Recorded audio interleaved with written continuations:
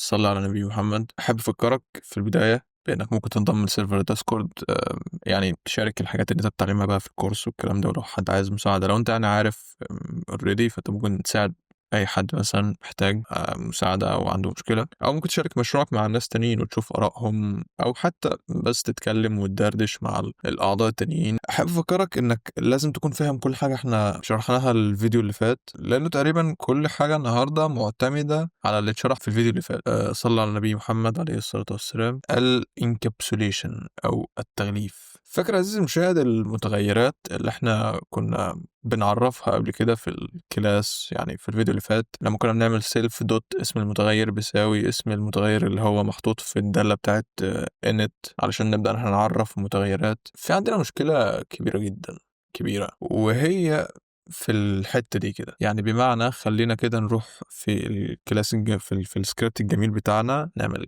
كلاس مثلا student. جوه الكلاس بتاع student هنعمل def، او يعني اللي هي دالة الانت. نعمل كده self مثلا student ده هنكون عايزين النيم بتاعه، الايج، خلينا نقول مثلا الليفل بتاع الستودنت هو مثلا.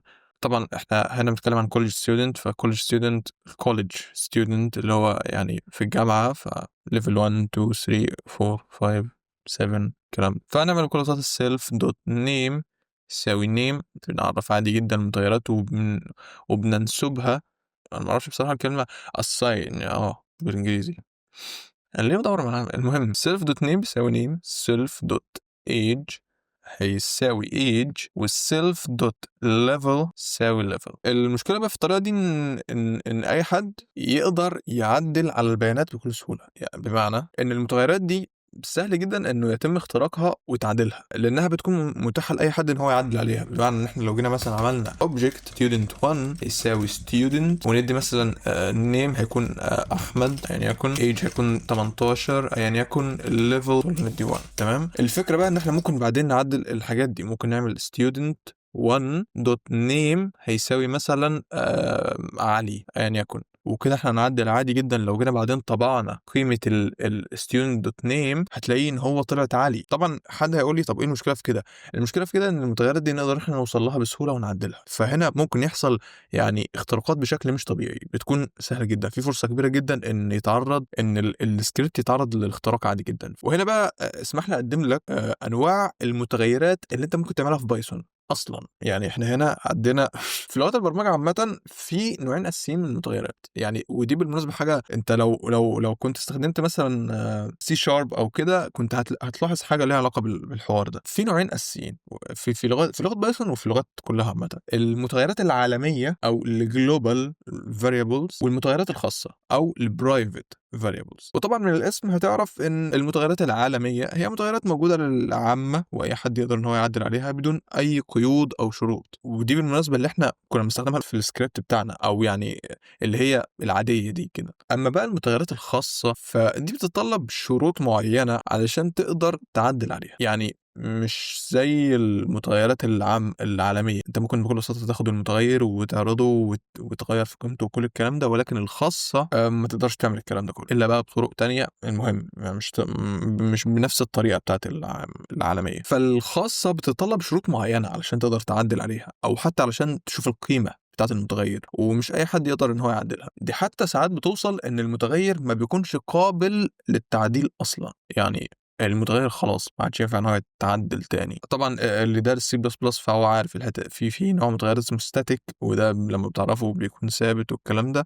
بس لا، دي نوع تاني. ده مش متغير ثابت، هو ده متغير انت لا تقدر يعني ما تقدرش انك تجيب القيمه بتاعته ولا تقدر حتى تعدل عليه. وصلت؟ في معظم اللغات القديمه وحتى الحديثه شويه، وانت بتعرف المتغير بتحدد له هو هيكون عام ولا خاص. يعني لو انت كنت استخدمت لغه سي شارب قبل كده، يعني انا واحد استخدمت لغه سي شارب لان هي اول لغه بدات بيها. اوكي، في يونيتي كنت بطور العاب. المهم، فانت لازم تكتب للكود المتغير ده بابليك ولا برايفت، علشان هو بيحدد على اساسها المتغير ده هيتعامل معاه ازاي. يعني مثلا في لغه سي شارب قبل ما تكتب اي حاجه على المتغيرات، قبل الاسم وكمان قبل نوع الداتا تايب، يعني احنا عارفين في اللغات اللو ليفل شويه انت بتكتب نوع الداتا تايب قبل الاسم.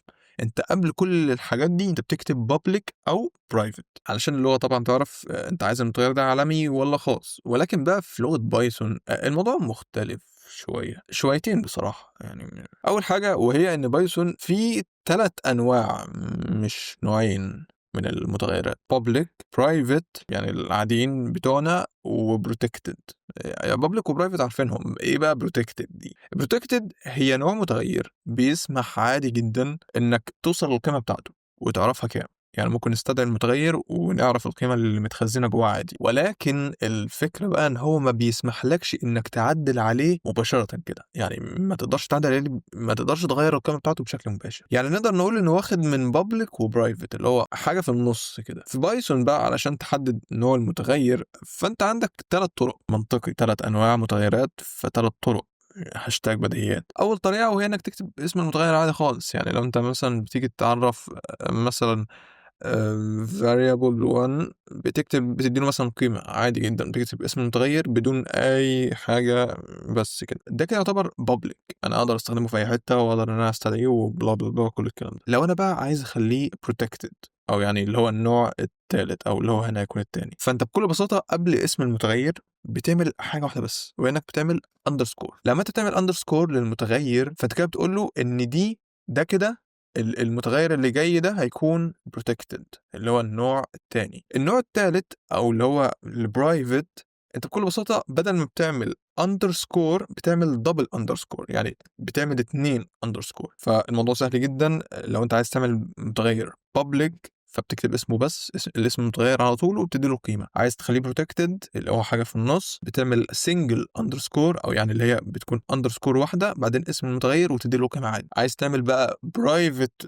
variable فأنت بكل بساطة بتدّي له 2 underscore بعدين اسم المتغير بعدين القيمة. طبعًا أنت ممكن تاخدها على إن الunderscore دي هي دقة الخفاء أو اللي هو دقة الحماية أو اللي هو وصلت. فأنت كل ما بتزوّد underscore يعني في underscore واحدة protected، في 2 يبقى ده private، ما فيش خالص يبقى ده public عادي. طيب خلّينا ناخد مثال بسيط علشان نفهم ال3 أنواع بيشتغلوا إزاي. يعني إحنا عايزين نعرف برضه الحاجات دي تأثيرها هيكون عامل إزاي. طبعًا نمسح المتغير ده ما لوش لازمة، ممكن نشيل الحاجات دي كده. زي ما أنت شايف المتغيرات بتاعنا إحنا معانا 3 متغيرات name age level. حاليًا ال3 متغيرات دول public لأن ما فيش أي إضافات على المتغيرات خالص. فإحنا هنسيب أول متغير public عادي اللي هو هيكون self.name، ولكن self.age ممكن نخليه protected من خلال إحنا ندّي له اللي هي underscore. أمّا الlevel اللي هو self.level فممكن نخليه private من خلال إن إحنا ندّي له double underscore. فإحنا هنا معانا متغير public عادي، طبعًا المتغير الpublic ده هو الname، معانا الage protected، معانا الlevel هو private. تعالَ دلوقتي طبعًا إحنا حاليًا ادّينا القيم للمتغيرات دي، فمثلًا تعالَ نعمل print لل3 قيم عشان نشوف بقى عايزين نوصل لهم. فهتكون student1.name بعدين نعمل print student 1.age بعدين نعمل print لstudent1.level. طبعًا لو أنت خدت بالك إحنا حتى وإحنا بنستدعي المتغير لازم تحط الunderscore ليه؟ علشان دي يعتبر بقت من جزء من المتغير، لازم أنت تكتبها، لازم تكتب الunderscore وأنت حتى بتستدعيه مش وأنت بس بتعرّفه. فبكل بساطة لو جينا نشغّل الكود بتاعنا هنلاقي حاجة مثيرة جدًا للانتباه. زي ما أنت شايف هو طبع الname اللي هو أحمد ممتاز جدًا، طبع الage اللي هي 18 ممتاز جدًا، ولكن بعدين جه عمل لك error. ليه بقى؟ لأن بكل بساطة عزيزي المشاهد إحنا قُلنا من شوية إنه نوع الprivate المتغيرات الprivate أنت ما تقدرش تستدعيها ولا تقدر تعدّلها، أنت ما بتقدرش أصلًا تستدعيها. يعني إحنا ما نقدرش هنا نجيب المتغير ونشوف قيمته قد إيه لأنه private. فده الفرق ما بين الprivate وما بين المتغيرين التانيين اللي هم الpublic والprotected. الprivate بيتميز بإن هو ما فيش حد يقدر يشوف القيمة اللي جواه. طيب خلّينا بقى نشوف إيه الفرق ما بين الprotected والpublic، لأنه زي ما أنتم شايفين إحنا الاتنين هنا. خلّينا نعمل نمسح الterminal هنا خالص ونشغّل، هتلاقي إن هو عادي جدًا طلع لي أحمد الage اللي هو 18 عادي. فإيه الفرق ما بين الprotected والpublic؟ لو أنت مركّز معايا ممكن تعرف الفرق، ولكن خلّينا برضه نتفصّل فيه شوية. دلوقتي إحنا هنطبع عادي الحاجتين دول، بعدين ممكن نعمل إيه، ممكن نجيب student1.name خلّينا نخلّيه بيساوي عمر مثلًا، student1 أنا مش عارف أنا جِبت ال2 دي من فين بس تمام، age هيساوي بدل ما هو 18 هنخلّيه 21 مثلًا، وبعد كده نطبع القيمتين دول تاني. فخلّينا نعمل كده تمام. فزي ما انت شايف اللي بكل بساطه، عشان شرح بسيط للكود، ده عباره عن كلاس شايل 3 متغيرات وبيعرفهم من خلال الحته دي كده في الاوبجكت، بتدي لهم قيم عادي جدا، بعدين بنطبع القيم عادي جدا، بعدين بنبدا احنا نغير القيم الموجوده جوه المتغيرين اللي هم نيم وايج عادي جدا. بعد كده بعد ما بنغير القيم بنطبعهم بقى عشان نشوف القيم بتاعتهم. فخلينا بكل بساطه نطبع، فهتلاقي ان هو اتعدل عادي. ولكن بقى هنا يجي الفكره، بايثون ما بتمنعكش انك تعدل في المتغير اللي هو من نوع بروتكتد، ولكن حاول انك ما تعملش كده. ليه؟ لان الفكره من ان انت تعمل بروتكتد هو انك بتعرف بايثون او بتعرف المبرمجين عامه ان خدوا بالكم يا جماعه، المتغير اللي من النوع ده محدش يغير في قيمته، يعني محدش يلعب في قيمته. انت بس بتعرف اللي حواليك ان هو ما ينفعش يتغير في قيمته، ولكن بايثون مش هتمنعك انك تغير فيه، وفي نفس الوقت بتخليك انك تقدر تستدعيه عادي. يعني ممكن تستدعي المتغير، ولكن بتعرف نفسك واللي حواليك ان المتغير ده محدش يغير فيه او محدش يغير في القيمه بتاعته. فاوكي، عرفنا الفرق ما بين الثلاثه، ممتاز جدا. دلوقتي بقى في حاجه كده مش عجباني او يعني متضايق منها. دلوقتي انا لو عايز اعمل متغيرات خاصه علشان تكون محميه خالص بقى، فاهم، انا عايز انه محدش يقدر يعدل عليها وتكون سيف، يعني تكون كده محميه، وفي نفس الوقت انا كمبرمج اقدر ان انا اعدل على القيمه بتاعه المتغير البرايفت. ومش بس كده، انا كمان عايز استدعي، يعني عايز اعرف القيمه اللي فيه كام. وبعدين الموضوع منطقي، يعني انا لو هعمل متغيرات او انا بعدين مش هعرف استخدم المتغيرات دي او اشوف القيمه بتاعتها او اعدل عليها، فايه لازمتها؟ هقول لك عزيزي المشاهد، انت طلبك حلو جدا وتمام وما فيهوش اي مشكله. احنا ممكن بكل بساطه على فكره نعمل حركه بسيطه، يعني هي تركايه كده بسيطه تقدر تخلينا نستدعي المتغير اللي هو برايفت اللي هو ليفل ده كده، ونقدر نعدل في القيمه بتاعته. ازاي بقى الكلام ده؟ طيب علشان احنا نستدعي المتغير نشوف القيمه اللي جواه قد ايه، ممكن نعمل حاجه زي كده من خلال احنا نعمل داله اسمها get level، تمام، ونديها السيلف. يعني طبعا عارفين اي داله لازم نديها السيلف. بكل بساطه جوه الداله دي نعمل return للسيلف دوت ليفل بكل بساطه. فهنا يعني كبره احنا عايزين نجيب قيمه الليفل، فهنجيب student 1 اللي هو الاوبجكت بتاعنا اللي احنا ادينا له الكلاس هنا في السطر رقم 12. فاحنا في السطر رقم 14 بنستدعي الداله اللي احنا عملناها get level. لو عملنا هنا كده طبعا هنعمل للكلام ده كده print علشان نشوف القيمه اللي هتطلع، فهنعمل كده print. اوكي ممتاز. خلينا كده نجرب. زي ما انت شايف ادانا ان احنا نستدعي المتغير البرايفت، ولو عايزين نغير القيمه بتاعته بنفس الطريقه يعني ممكن نعمل داله اسمها set level، نديله السيلف والفاليو اللي احنا هنحطها مكان القيمه اللي جوه الليفل. ممكن جوه المتغير ده بكل بساطه نعمل كده self dot level هيساوي الفاليو بتاعتنا عادي جدا. وهنا لو احنا عايزين نغير القيمه بتاعته ممكن نجيب برضو student 1 دوت set level ونديله مثلا قيمة جديدة، وخلينا نقول مثلا ان هو اصبح في ليفل 3، ونعمل print student 1 دوت get level بكل بساطة. دلوقتي احنا لو جينا نشغل المتغير، لو جينا نشغل البتاع هتلاقي ان هو طبع 3 بعد ما غير القيمة بتاعته. فاحنا غيرنا القيمة بتاعت المتغير البرايفت وعرضناها، يعني هكرنا السيستم حرفيا. بس الفكرة يا عزيزي المشاهد، فزي ما نشوف زي ما تقول كده احنا جايين نجمع ما بين حماية البيانات وسهولة التحكم فيها عادي جدا. ولكن الطريقة دي أنا بسميها الطريقة البدائية. ليه بقى طريقة بدائية؟ لأن أنت لازم تكون حافظ أسامي الدوال، يعني لازم تكون عارف الدالة اللي اسمها set level، لازم تكون عارف الدالة اسمها get level. وغير كده شكل المتغير برضو مش أحسن حاجة. الصيغة الكتابية ليها يعني خلينا نقول إن هي مش أحسن حاجة خالص. باختصار إحنا نستخدم طريقة أحسن وأسرع وأوفر في الوقت وطريقة كتابتها أحسن، وهي حاجة اسمها property. يعني إيه بقى دي property؟ دي هي نقدر نقول إن هي decorator أو يعني حاجة مزينة بالعربي، او حاجه بتخلي الكود شكله احلى. انا ما اعرفش الدبان ده بيجي من فين. اوكي، وظيفتها هي ان هي تختصر عليك حاجات كتيره لما تيجي تعدل المتغيرات البرايفت او اللي هي الخاصه. طيب ازاي بقى بتشتغل، ازاي ان احنا نقدر نستخدمها؟ شوف عزيزي المشاهد، مثلا احنا معانا هنا زي ما قلنا من شويه الدوال بتاعتنا اللي بتعرف يعني الداله اللي هي بتعرف المتغير ده اللي هي انت عادي جدا. عندنا دالتين وهما الداله اللي بتستدعي قيمه المتغير البرايفت، وعندنا الداله اللي بتعدل في القيمه بتاعته. فبكل ببساطه احنا عشان نستخدم بتعمل كده ازاي؟ بتعمل انت اولا بتعمل علامه الات او اللي هي علامة عادي جدا، وبعدين تكتب property. لما انت بتكتب كده فهي بتعرف ان حاجة زي كده المتغير ده، او مش متغير، هو الميثود دي كأن هي بتتحول لمتغير، بمعنى بتحوله لمتغير. يعني هي ممكن تعمل الدالة دي كأنها متغير. هتقول لي ايوه ماشي، انا ايه علاقة المتغير ان ده يكون متغير بالحاجات اللي فوق؟ الفكرة ان انت لو عملت هنا student1 dot get level، انت كأنك بتتعامل مع الميثود ان هي متغير ومتخزن جوه قيمة عادي جدا. فانت لو عملت برنت للحاجات دي، لو خدت كده السطر ده كده وعملت له برنت، لو عملت برنت للقيمة دي كده، جينا نشغل السكريبت، هتلاقي ان هو طبع قيمة الليفل. هتقول لي ايوه، طب وايه الفرق ما بين الحتة دي واللي احنا عملناه قبل كده؟ ما احنا كنا بنستدعي دالة. الفكرة هنا ان احنا ما بنستدعيش الدالة. لو انت واخد بالك فهنا ما فيش الاقواس بتاعت الدالة، فدي مش دالة، دي هنا متغير.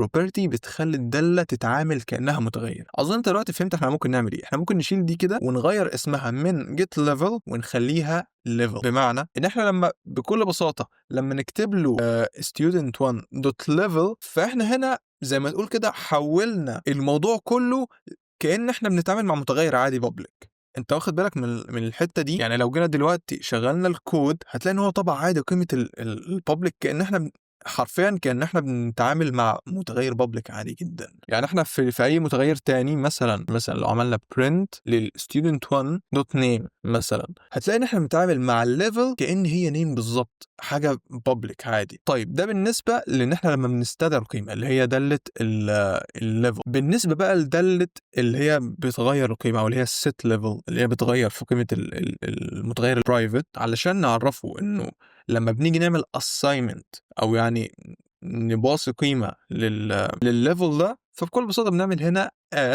علامة الات عادي جدا، واسم المتغير اللي فوق اللي هو الليفل، اسم المتغير اللي احنا عاملين له property، بنحط اسمه دوت setter. فاحنا هنا بنقول له ان لما نيجي نحدد قيمة للحاجة اللي اسمها الليفل دي، اللي هي في الحالة دي الميثود، لما نيجي نعمل لها assignment نديها قيمة شغل الدالة. يعني بكل اختصار لما احنا بنيجي نستدعي البروبرتي بيروح على طول هو هنا، لما احنا بنيجي نعمل assignment للبروبرتي فهو بيروح هنا. بس طبعا برضو لازم نغير القيمة دي لليفل نفس الاسم اللي فوق علشان هنا ما نتلخبطش. فبكل بساطة احنا هنا ممكن بكل بساطة نجيب student1 كده دوت level هيساوي مثلا 3، فاحنا الأول ادينا له 1، بعدين غيرناها خليناها 3. لو جينا دلوقتي طبعنا هتلاقي ان هو طبع لك 3. ففعليا انت بتختصر على بتعمل زي حاجه زي اوتوميشن، اللي هو بتقول له بص لو انا استدعيت البرايفت على طول هات البروبرتي اللي هي شوف الداله اللي البروبرتي دي محطوط عليها هتكون ليفل. لو جيت اعمل assignment ادي قيمه للمتغير اللي هو برايفت، روح شوف الداله اللي محطوط عليها الستر بتاع البروبرتي، اللي هو في الحاله دي بيكون الداله دي اللي هي اسمها الليفل. فهو هنا بيتعامل مع الموضوع بنفس الطريقه دي. اوكي، اتمنى الحته اللي فاتت دي تكون وضحت، لان هي مهمه، يعني مهمه بشكل مش طبيعي. فزي ما شايف الموضوع دلوقتي اصبح كأن احنا عادي بنعدل القيم بتاعه المتغير البرايفت عادي جدا، او كمان بنستدعيها كانهم متغيرات عامه، ولكنهم في الحقيقه متغيرات خاصه ومحميه. فزي ما شايفين عملنا حاجه زي حمايه تامه على البيانات بتاعتنا، مفيش اي تعديل عشوائي ممكن يحصل سواء من المخترق. شيء جدا رائع. بس في مشكله جدا بسيطه، وهي انه ممكن كل اللي احنا عملناه دلوقتي يكون ملوش أي لازمة. ممكن كل اللي احنا عملناه ده علشان نحمي البيانات ممكن ما يكونش ليه أي لازمة لو تم استخدام ديكت. قبل ما أقول لك أي حاجة عنها تعال أوريك إيه اللي ممكن ديكت تعمله. شايفين كل اللي احنا عملناه ده؟ احنا ممكن بكل بساطة هنا يعني في الحتة دي كده، بعد ما احنا عملنا object، فاحنا هنا ممكن نعمل print لإيه بقى؟ نجيب student1 dot ديكت. لو احنا عملنا الحركه دي كده وجينا عملنا طبعنا يعني شغلنا الكود، هتلاقي انه في حاجه مش مفهومه، وهي انه طبع قيمه المتغير البرايفت. هتقول لي ما ممكن هنا يكون راح على البروبرتي وجه استدعى المتغير. اوكي، احنا ممكن نعمل حاجه بسيطه جدا، ممكن نخلي الكلام اللي احنا كل الكلام اللي احنا عملناه ده كومنت كانه مش موجود اصلا. ليه؟ برضه بيقدر ان هو يروح يجيب قيمه المتغير البرايفت. وهنا دي مشكله عزيزي المشاهد، لان احنا هنا ممكن نشوف القيم اللي معمول لها برايفت عادي جدا. ده مش كده وبس، احنا ممكن كمان نعدل القيمة بتاعة المتغير البرايفت من خلال ممكن نجيب اسم الاوبجكت دوت ديكت مثلا الكي بتاعه. طبعا احنا الكي هنا للمتغير اسمه student level، فاحنا بكل بساطة ممكن نكتب نفس الكي بالظبط student level ونديله قيمة تكون 3، وبعدين هنعمل print للstudent 1 دوت ديكت. هنلاقي إنه قيمة المتغير اللي هو البرايفت اتغيرت بقت 3. طيب ليه حاجة زي كده موجودة وإزاي بتشتغل وبتجيب البيانات دي معناها خاصة؟ والسؤال الأهم بقى من ده كله، هل نقدر نحمي البيانات بتاعتنا من حاجة زي كده؟ في البداية لازم تفهم حاجة مهمة جدا. كل كائن بيتم إنشاؤه في بايثون، كل أوبجكت بيتم إنشاؤه بيكون ليه قاموس أو ديكشنري خاص بيه، ديكشنري لكل كائن، والديكشنري ده بيشوف كل المتغيرات اللي موجودة في الكائن كلها بلا استثناء كأنها كيز أو مفاتيح. بكل تأكيد أنت متأسس في بايثون فعارف إن في حاجة اسمها ديكشنري. الفكرة بقى إنك ممكن تقول لبايثون إنه يطبع لك الديكشنري ده، يعني ممكن تقول لبايثون هات الديكشنري بتاع الأوبجكت على بعضه، وتقدر إنك تشوف كل القيم اللي فيه سواء برايفت سواء بابليك بروتكتد يعني يكن، لأنه سواء متغير عام أو خاص فهو كده كده متخزن في الديكشنري، وطالما هو متخزن في الديكشنري فكده كده هيظهر، مفيش حاجة تمنعه إن هو يظهر. ده مش بس القيمة واسم المتغير بتاعها، أو خلينا أقولها بقى بشكل مختلف، اسم الكي بتاعها زي ما احنا شفنا من شوية. فالليفل كان ليها كي اللي هو underscore student level. فحاجة زي دي خطيرة جدا لأنه ممكن بأي شكل من الأشكال المخترقين يستخدموا الطريقة دي علشان يقدروا يوصلوا للبيانات، ومش بس كده ده كمان يقدروا إن هم يعدلوا عليها. طيب في الحقيقة هو في كذا طريقة تحمي بيها البيانات من الموضوع ده، بس الفكرة ان الطرق دي ملهاش علاقة قوي بالOOP او المحتوى اللي احنا بنشرحه هنا في الكورس، لان هي حاجات لها علاقة بالتشفير ومكتبات خاصة بالسكيورتي والكلام ده. ولكن في طريقة ممكن نستخدمها مباشرة هنا في الOOP، هنا ممكن ان احنا نستخدمها نقدر نحمي بيها البيانات من حاجة زي كده، وهي بكل بساطة منع الكائن من انه يعمل ديكشنري اصلا. بمعنى احنا ممكن نقول للكائن في البداية خالص كده ما تعملش ديكشنري وتخزن فيه القيم او المتغيرات بتاعه الاوبجكت، انت بس احتفظ بيها مع نفسك ما تخزنهاش في اي حاجه تانية. وهنقدر نعمل حاجه زي كده من خلال حاجه اسمها سلوتس. تعال اوريك مثال يفهمك الموضوع. ممكن في البدايه خالص قبل داله init قبلها اصلا بنعمل دبل اندرسكور سلوتس دبل اندرسكور، بعدين هنقوله بتساوي، نفتح اللي هي سكوير براكتس، نكتب جواها اسماء المتغيرات اللي احنا عايزين نعمل لها سلوتس. طيب لما انت بتعمل حركه السلوتس دي وتكتب اسم المتغير، خلينا بقى نشرح ايه اللي حصل هنا. لما احنا بنعمل كلمه سلوتس تمام، في حاجتين اساسيتين بيحصلوا. اول حاجه وهو انك ما بتعملش ديكشنري للاوبجكت او يعني للكلاس، بتقول لبايثون ما تعملش اوبجكت، ما تعملش ديكشنري للاوبجكتس اللي هي هتتعمل بعد كده. دي اول حاجه بتحصل. تاني حاجه بتحصل وهي انك بتحدد المتغيرات اللي هيتم تعريفها جوه الكلاس ده. بمعنى انا هنا جوه الانت عرفت 3 متغيرات صح؟ في الحاله دي كده الكلام ده مش هينفع، لان انا حاطط له جوه البراكتس اسم متغير واحد بس وهو level. الحاجات التانية دي مش هتنفع.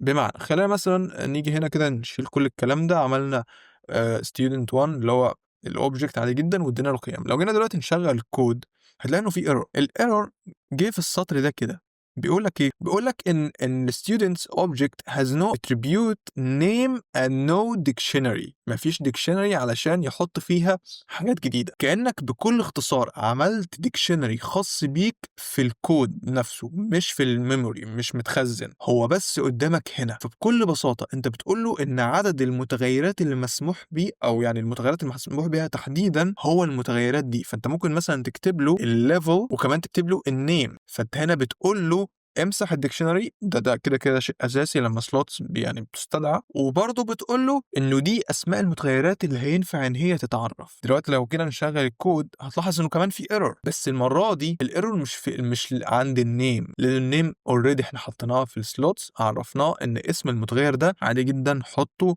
وما يعني في ليه مكان في السلوتس، ولكن ايج مش موجوده. فبكل بساطة ممكن نشيل ايج، وطبعا نشيلها من هنا لان احنا مش عايزينها خلاص. خلينا دلوقتي يعني نستبعدها دلوقتي. اوكي انا لازم نشيل دي من هنا.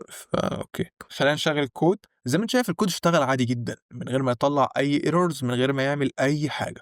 دلوقتي بقى تعالى مثلا نجرب نعمل برنت للديكشنري.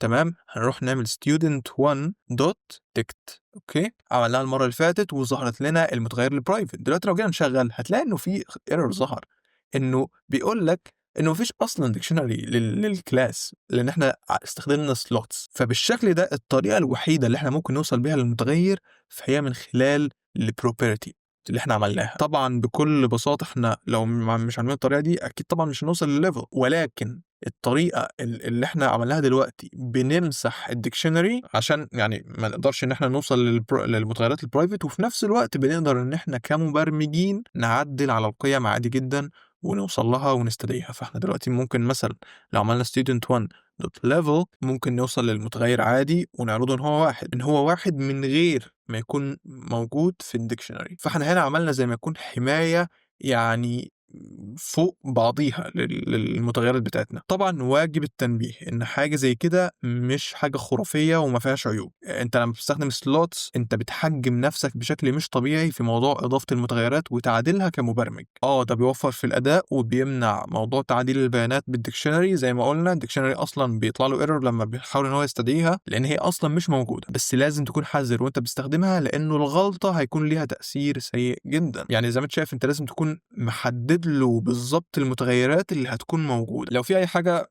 في الحلقه دي ما كنتش فاهمها يا ريت تعيد الحلقه، لان هي حلقه مهمه جدا في موضوع السكيورتي وانك تحمي البيانات بتاعتك اللي هتكون متخزنه جوه المتغيرات في الكلاس بتاعك. ويا ريت برضو تجرب بنفسك حاجه زي كده وتبعت على الكوميونتي بتاعنا على الديسكورد وتشارك اي اسئله او مشاكل وان شاء الله هتتحل. احنا كده خلصنا، استنونا ان شاء الله في الحلقه الجايه. اعمل اشتراك وفعل الجرس عشان نشوف الحلقه اول ما تنزل وبس. سلام.